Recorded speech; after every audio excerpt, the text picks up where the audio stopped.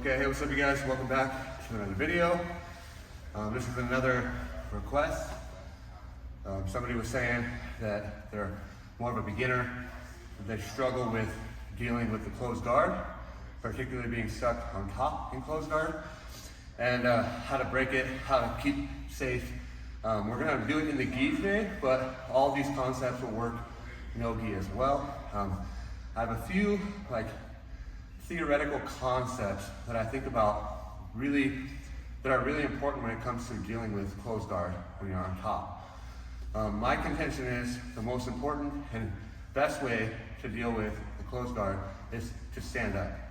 The reason for that is, if he's in my closed guard, everything that can happen to him down here is worse than anything that will happen to him when he stands up. So if I can pull him close to me here, I have arm bars, right? I can go to arm bars pretty easily. I have triangles, I can shoot my triangles.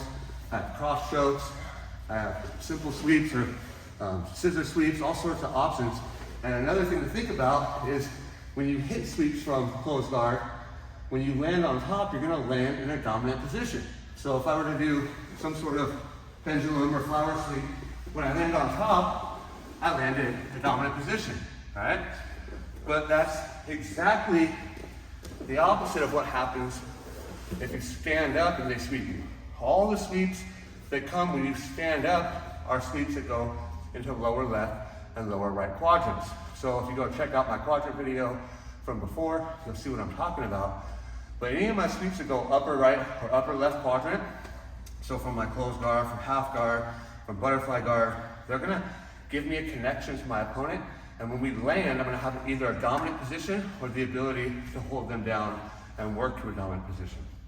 So if you stay down in somebody's closed guard because you're afraid that if you stand up, they're gonna sweep you backwards, you're gonna have much worse things happening to you.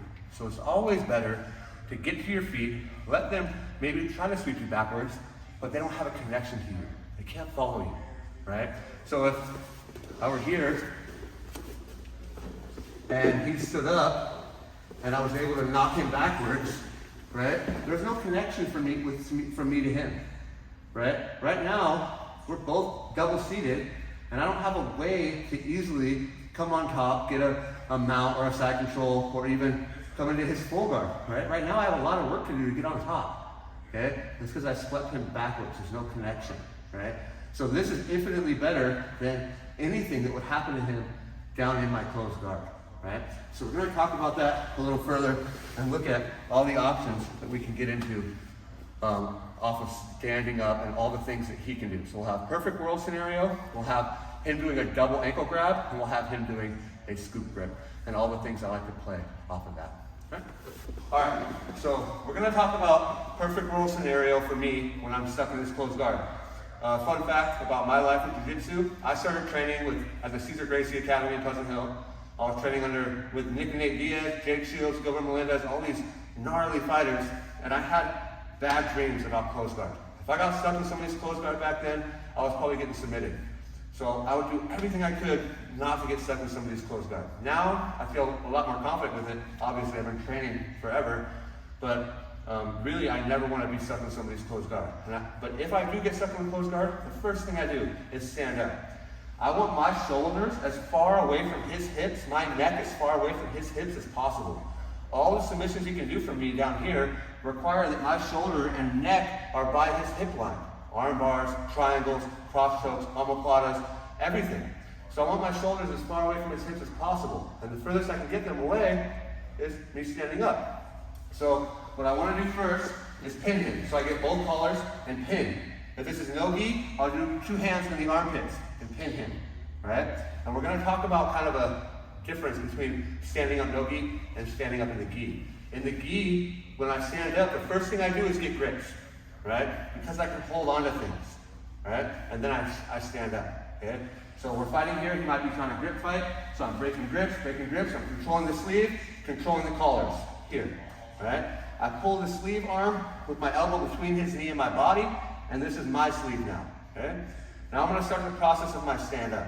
I'm going to stand up on the same side as the grip of the sleeve, right? If I go to the other side first, he can scoop my leg and give me problems, all right?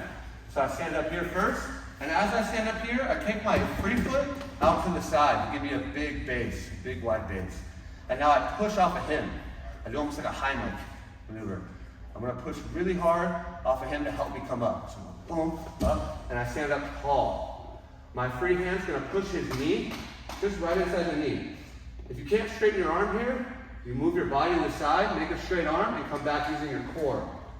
And now I'm gonna step that same side leg back and use my elbow to open his knee. I need to have my knee inside and above his. Have to.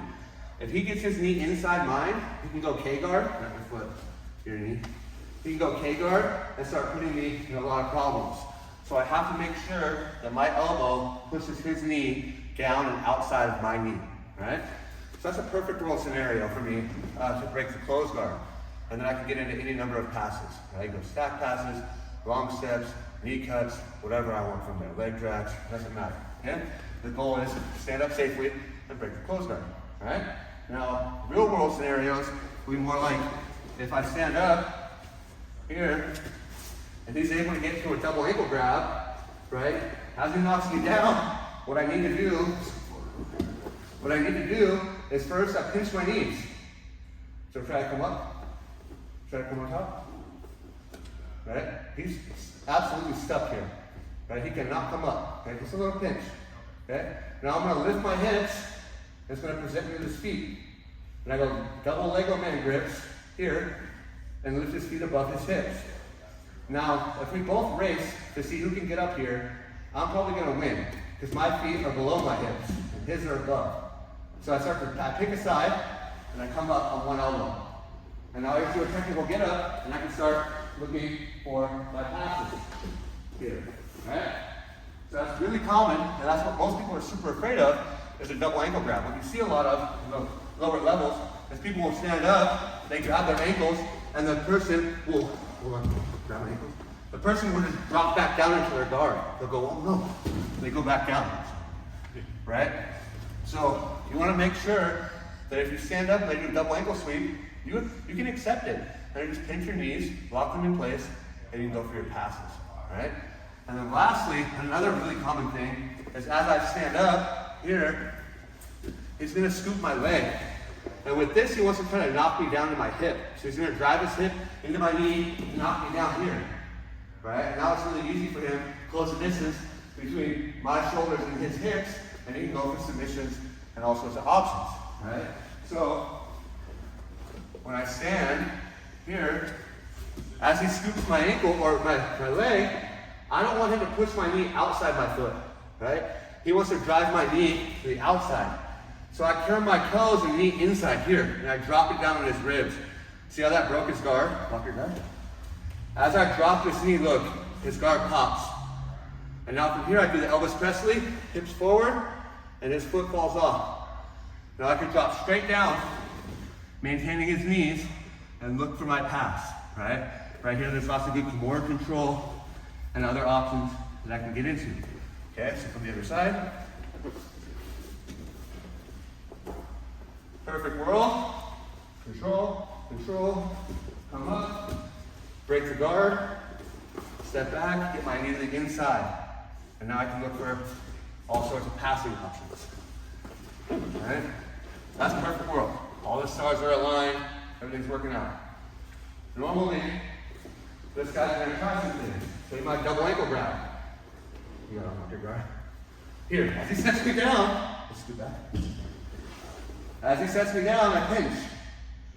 Now he's not going to really be able to come up, right? He can try, but it's not going to happen, okay? I lift my hips. Here, get his feet above his hips. To the side, come up. Technical get up. Now look here. Right into over-under passes, double under passes, whatever you want from there. A really effective position. And lastly, we have the scoop grip. So playing here, I come up, he scoops. I don't want him to turn my knee out. So I turn my knee in, and I drop my knee on his ribs. Elvis Presley, go forward, stabilize my pass, and we can get to work from there. So, that's hot in here. Woo. When it comes to dealing with the closed guard and we're on top, it's really important that you get to your feet, okay? Everything that can happen to you from standing is better than anything that will happen to you staying down in the closed guard.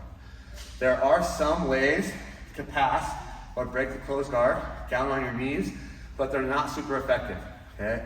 If you're big and strong, they work pretty well, but if you go against a flexible guy, or someone with long legs, it's gonna be really hard to use those styles of passes. So we wanna get to our feet, get our grips, get to our feet, and work to open the closed guard of our core, or if they go for double ankle grabs, we pinch the knees, go for our passes, they've opened the guard for us at that point. And if they go for scoop grips, we need to make sure we turn our knee inside, drop the knee, look for our passes from there. Really, really powerful position. Now in the gi, you go grips first and then stand up, right? For grip fight, break grips, and then stand. In no gi, you have to do it the opposite, right? If I was in a no gi and I was trying to break grips and hold him, I wouldn't have anything to hold on to, right? So as soon as I break grips off, collar ties off, everything, as soon as I break them off, he's gonna put them back on, right? In the gi, I can hold his sleeve, hold his collar. In no gi, he's just gonna put the same grips right back. So in no gi, I stand up first. So in no gi, it'll be here, right? In the gi, I can grab and grab. In no gi, I'm not gonna, if he grabs my head and he's grabbing collar ties, he's just gonna keep grabbing. So no gi, I just go here first, I stand. And then he's grabbing my head or whatever. Now I can come up, right? So in the gi, you get grips first, grip fight, grip break, and get your grips, stand. In no gi, you get your hips up, stand first, then break grips, get tall, right? And from there, you can go through any number of options, okay? All these concepts really, really help me with my guard passing. I'm not afraid of the closed guard anymore. I don't want to be there, but I'm not afraid of it anymore. And I'm pretty confident that if anybody puts me in their closed guard, I'm gonna end up passing, right? So if you like the video, click that thumbs up. If you haven't subscribed yet, go ahead and subscribe. Thank you guys for the request.